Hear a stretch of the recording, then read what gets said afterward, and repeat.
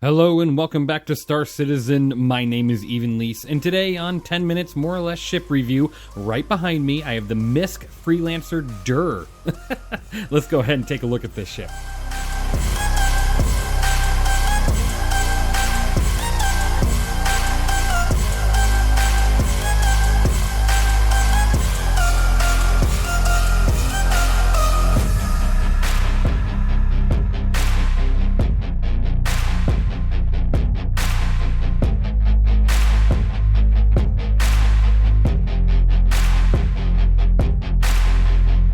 Alright, welcome back to another review. Today, the FREELANCER DUR, the Expedition or Exploration variant of the FREELANCER series. Now, this ship, in comparison to all the other variants out there, has quite a few different changes, but nothing too dramatic.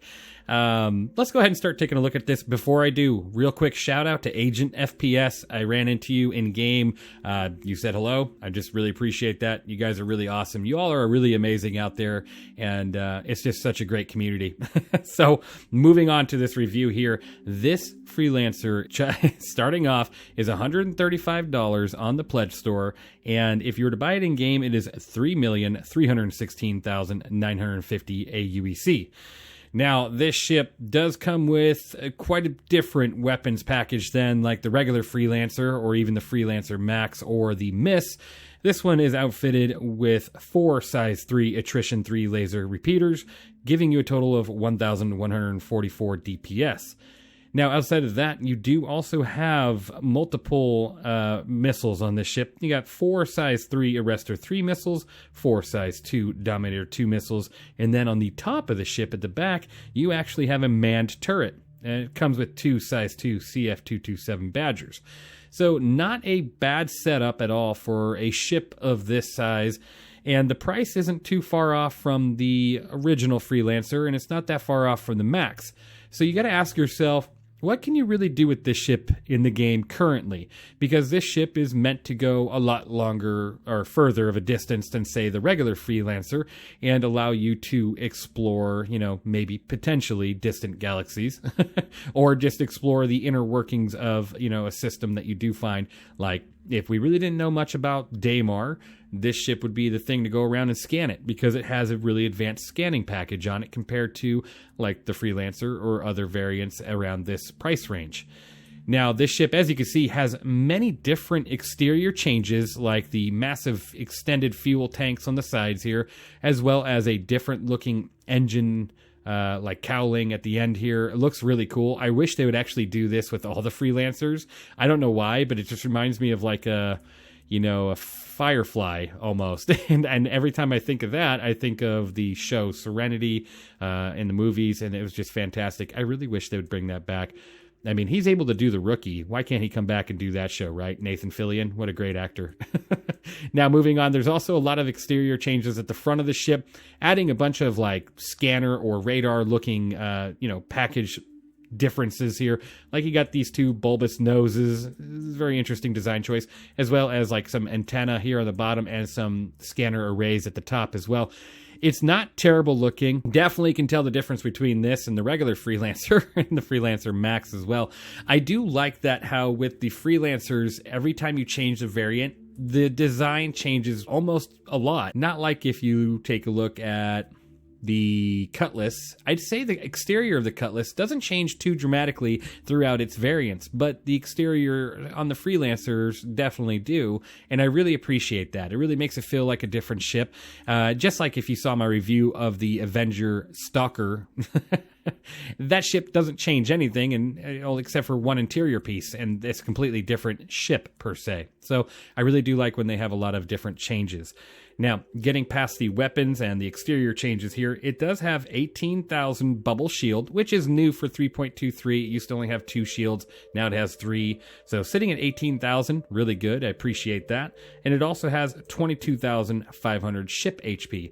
A little bit on the low end. Not the lowest out of all Freelancers. The Max and the MISS have lower than that, like 21,000, but it's still low. It's not much of a difference between those 3, but it's still very low. And I honestly think the Freelancers need a bit of a boost on that health pool, but maybe they're just trying to say, hey, it's got a bigger shield. Why does it need the bigger health? I don't know, but I've always thought these ships should sit around 35 to 40,000 health points, just given their intended roles in the verse. Now, it has all this extended, range capabilities and everything, and the capability of, having a much better scan package. So what does that do to its potential of carrying cargo, right? This ship still carries 36 SCU of cargo, with a lot of it sitting here in the back of the cargo bay, which I'm going to move into really quick. As you can see, with all freelancers, they did get their components passed, so now you have all the components here on the sides, and it looks fantastic, as well as some new lighting on the bottom and everything. It's really, truly great. I'm happy to see some of these ships are getting some love like they deserve. And this one here still can fit quite a few of the smaller vehicles that you would normally fit in a normal freelancer. Now, this is the turret access right here for that back turret. They used to have really long metal arms that would stick down, but they corrected that on all freelancers. Very happy about that. You would just enter here. Now, moving on, I'm going to show you a little bit more of the cargo space. Now, Misk took a page out of the book of Crusader here and said, maybe I should become a door manufacturer for a little bit, because with the Freelancer Dur, you have this door that leads into this room. And then you have, this is like your extended, scan packages and everything here. This is everything that helps with scanning, as well as, I think, a little bit more of the range on the fuel tank there. Helps process that fuel more. And then through here, you're like, oh, okay, maybe this isn't the cargo, the living area yet. You're still got another cargo room. They literally added a whole nother wall right here with a door. So it's door.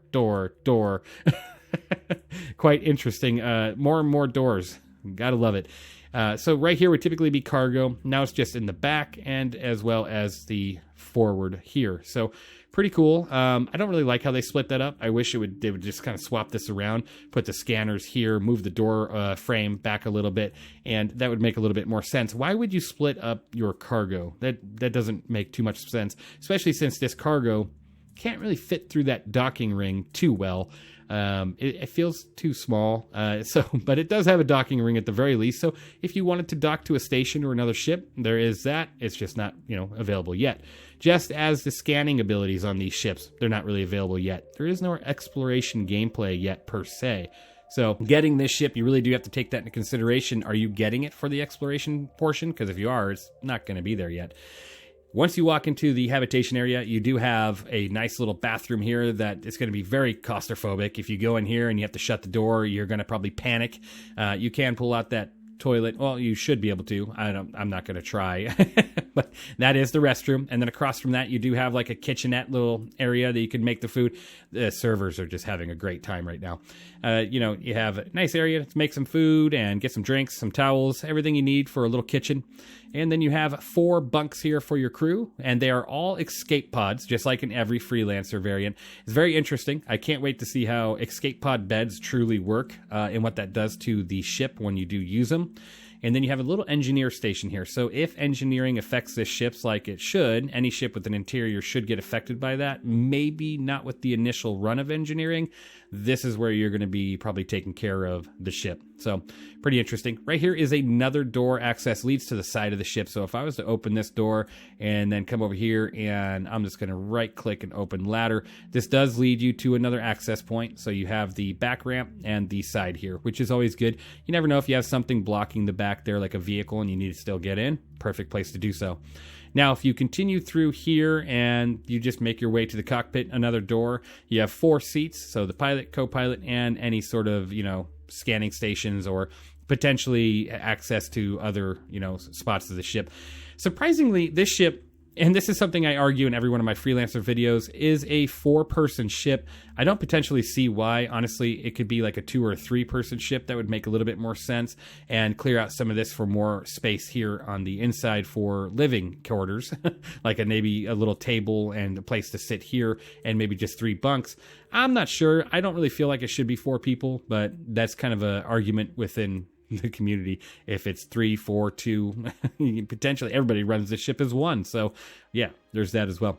Now that is the Freelancer Dur for the interior and the exterior. Let's finish up with some of the stats here. This ship does have a top speed of 180 SCM, so it's kind of low, with a forward boost of 310 and a backwards boost of 150. Now, the overall nav speed is 1010, so again, not that great. I honestly wish it was better, but it definitely isn't the worst out there. It really isn't. You'll see that soon enough. And then moving on past that, you do have 5,000 quantum fuel. That's the biggest difference between this ship and other freelancers when it comes to like its propulsion and fuel systems. 5,000 quantum fuel is double the amount of quantum fuel that you have on the other Freelancer series ships, so that's awesome. Love to see that. Outside of that, I mean, there's not too much of a difference, right? It's a lot of exterior changes, and then it's just got that scanning package. It maneuvers pretty well for a ship of this size, and its top speed isn't the greatest. Honestly, if I were to give this ship a score personally, just because it's out here and the ship exists doesn't mean it deserves a top of the end score, right? What can this ship do for you in Star Citizen? You have a little bit of cargo, you can do deliveries, you can do bunkers, you can run around with people, you do have turret, and you have multiple seats, so it's not like it's useless in Star Citizen. But what are you buying it for? Are you buying it for that exploration gameplay? Then you're kind of out of luck right now. So if I were to honestly give this ship a score, it's going to sit at a 5 out of 10 for me, and that's because of that. It has a lot of potential, but why would you get this one and not the regular Freelancer, which has more cargo and a lot of the same other stats other than the fuel tank, right? I mean, you can change out the weapon, so it's not really about that stock DPS per se. It's more or less just about what it can do for you and which one you get the biggest advantage out of. So this one costs more than the regular Freelancer and technically does less, but it does look really cool. I do like a lot of the exterior changes. So, I mean, maybe you're buying it for just the look and you don't really care that it gets cut in half with cargo or takes away a little bit of the cargo.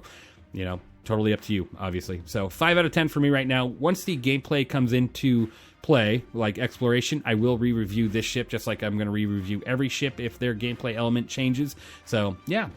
Let me know what you think of this ship down in the comments below. Do you have one? Have you flown one? I mean, it's kind of a middle-of-the-line ship that's kind of like, a part 1 out of a 2-part movie or a 3-part movie. You're kind of like, it's just a filler.